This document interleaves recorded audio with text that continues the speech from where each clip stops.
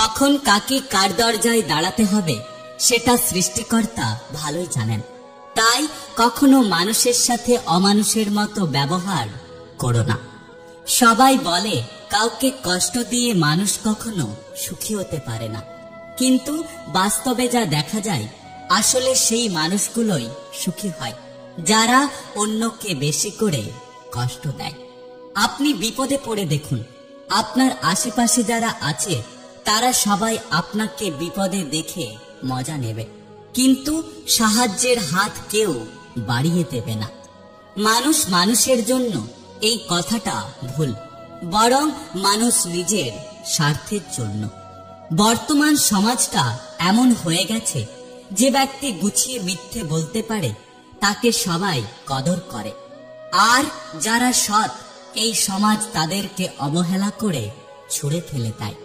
কাউকে তার ভালো মন্দ বেশি বোঝাতে যাবেন না, এতে আপনি খারাপ হয়ে যাবেন। বরং তাকে তার মতো করে ছেড়ে দিন। যখন সে ঠকবে বা বিপদে পড়বে তখন সে এমনিতেই আপনার মূল্য বুঝতে পারবে। ধন সম্পত্তি নয়, মানুষের জীবনের সবচেয়ে প্রয়োজনীয় জিনিস হলো মানসিক শান্তি। তুমি বলেছিলে পৃথিবীর সব বদলে গেলেও বদলাবে না তুমি। সে কথা বোকার মতো বিশ্বাস করেছিলাম আমি। আজ পৃথিবী ঠিকই আছে, কিন্তু তুমি বদলে গেছো। আপনি আগ্রহ না দেখালে যে মানুষটা নিজের থেকে কখনো আপনার সাথে কথা বলে না সেই মানুষটা আপনার না। তাকে অযথা বিরক্ত করা বাদ দিন, সে ভালো থাকুক আর আপনিও একা থাকার অভ্যাস করে নিন। কারোর দারিদ্রতার সুযোগ নিয়ে তাকে অপমান করবেন না। পরিস্থিতি এক জায়গায় স্থির থাকে না।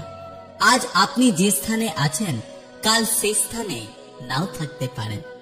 জীবনে তিনজনকে কখনো ক্ষমা করবেন না।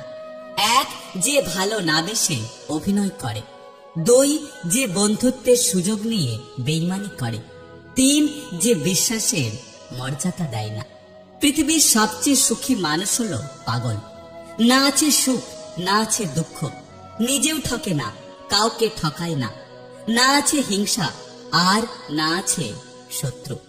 নিজের মূল্য বোঝাতে চুপ থাকুন।